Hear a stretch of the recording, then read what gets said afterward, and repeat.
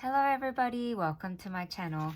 I have made these two adorable, really sweet mini tag flip books, and I'm going to show you guys how I went about it. Now these measure 1 5/8 inch wide, 2 7/8 inch tall, and the spine is 1 inch wide.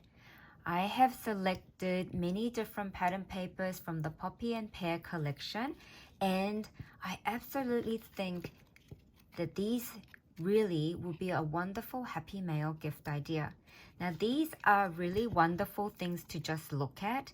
You just flip through and smile and feel the joy of all the colors and things, but it's also a wonderful little mini book where you can attach little memories at the back or write little bit of a journal on each tag, or you can even write Bible verse at the back as well. It's entirely up to you. I have 5 mini tags in here, and they are attached by this. Now this was gifted to me by Mary here in Australia. I have a ton of these now, and I took off the lobster clasp there, and what I did is I just fed this part through the hole punch area, and then I put that through the jump ring and closed it. So that's how all the tags are being held, as you can see. I'll do a quick flip of this one here. Now this one has the beautiful foam sticker from the 12 by 12 sheet that was also gifted to me in my recent Happy Mail, and I absolutely love the wonderful colors in this collection.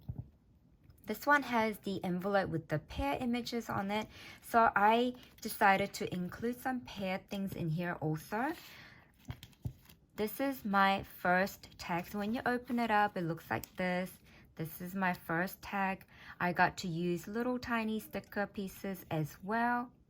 I didn't use all the stickers from the Poppy and Pear collection. I combined it with some Jen Hedfield collection as well. And if you've been following my channel, you guys all know that I do not just stick to one collection when I'm creating. I go with the images and I go with the colors. This one here is a lovely vase. It has some pinks and yellow, and this envelope is just perfect match with this here. And I am definitely loving a lot more yellows and pinks together. Here is a rainbow with the balloon. I added some hearts in 3 different places. And this one is a teapot.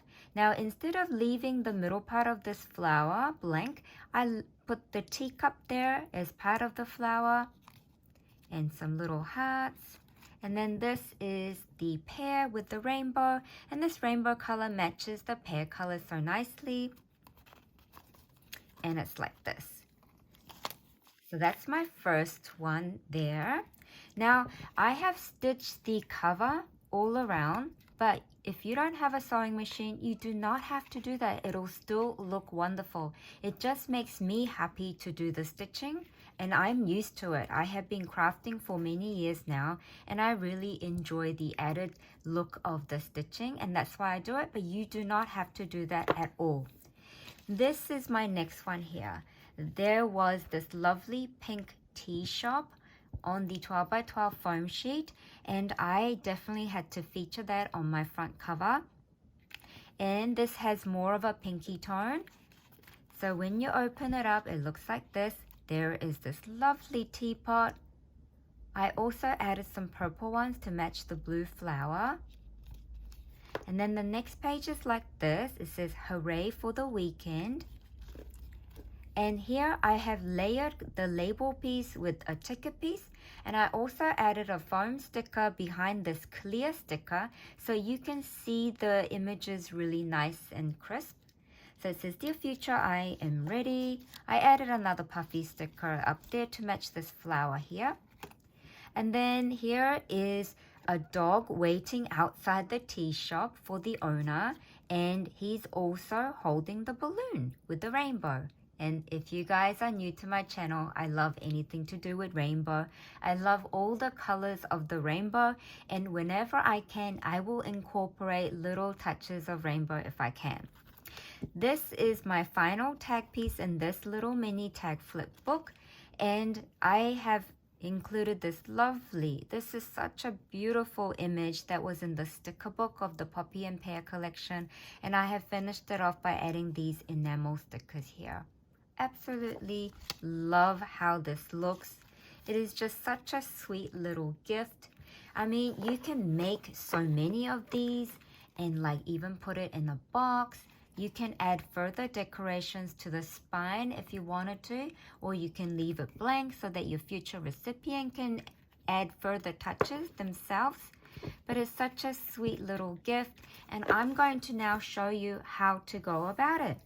So for the outside cover paper, you just need a 5.5 inch wide by 4 inch pattern paper that you want it to feature on the book cover. Then you need 3 pieces. Now these 3 pieces, whenever I'm making mini album or journal covers and things like that, I always like to recycle my paper pad cardstock. Okay, I never throw these away. These are so useful to keep. So you need 2 of the 158 by 278. So you need 2 pieces of those. Then you need another one that's 1 inch by 278 tall. So now we're going to just simply glue, okay? So I will just now I'm gonna try to do this fast so that you guys can try and make one as well. So then you just put it in the middle of the paper like this, making sure there's enough room, yeah? And then you need to add this spine part.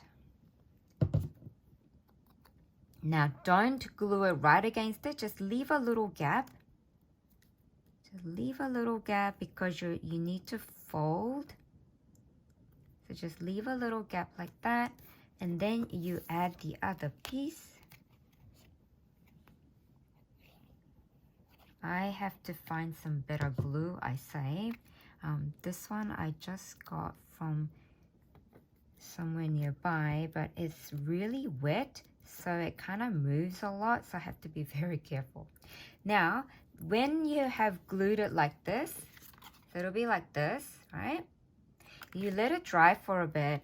If you're using a double-sided tape, of course, you don't have to wait. And if you've got like a Barely Arts glue or something, you know, art glitter glue or something like that, I think they will be nice strong holds so you can do things straight away. Now with this, you need to chop that bit there. So I am going to show you. You need to chop the corner like that. Don't cut it right against the corner, just to leave a little bit and then cut it, okay?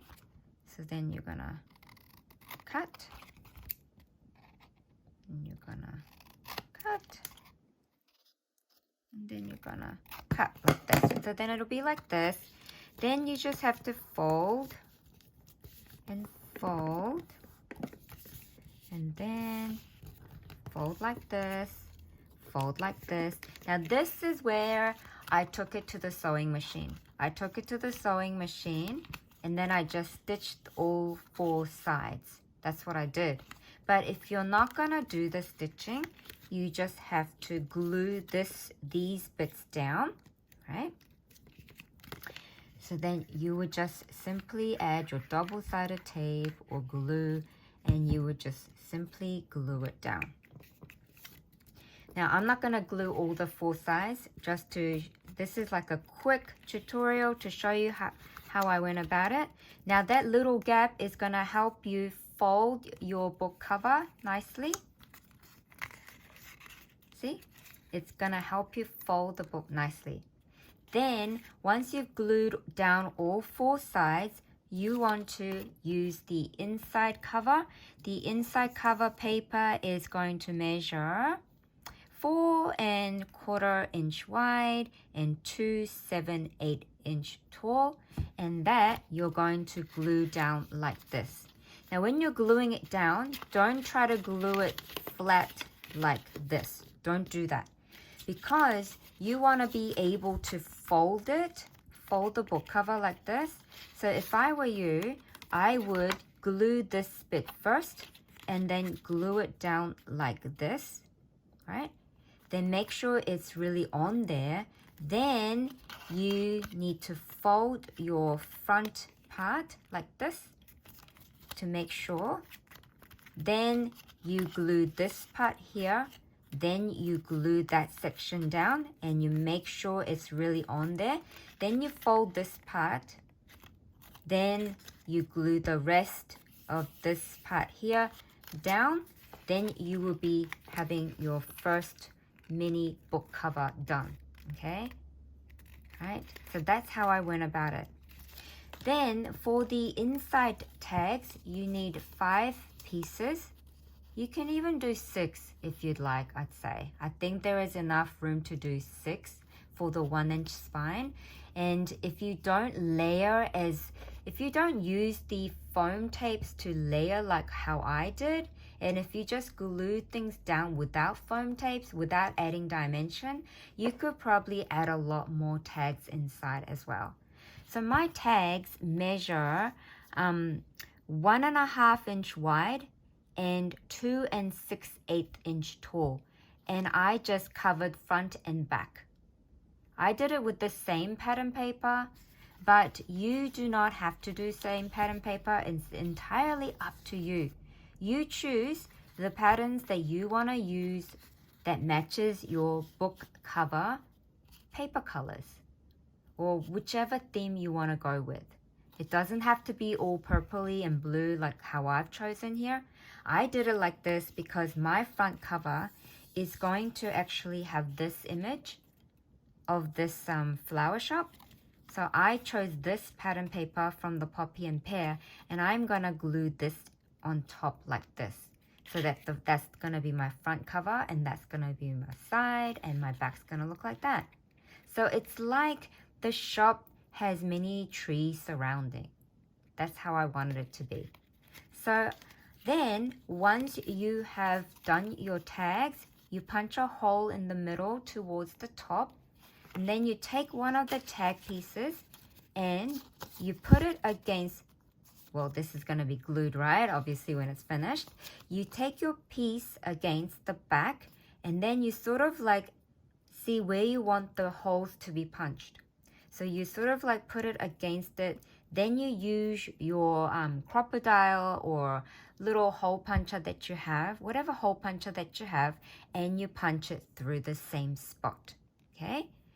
Then you're going to have these tags that you're going to put here using something like this. It doesn't have to be exactly this. I'm just making good use of the things that I have. You can use little ring binder clips. I didn't have the smaller size one. I just had the biggish ones, so I couldn't really use that for mine. But if you have a small ring binder clips, you can use that, or you can use any of your twines or trims and things like that to hold these.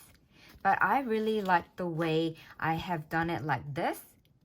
It just holds it so nicely, and it's really strongly on there, and it helps my tags easily move, like easily flip as well. I hope you give this idea a go. I have really enjoyed making this, and I am just so looking forward to sharing with you guys more of the things that I make in the future. Bye for now.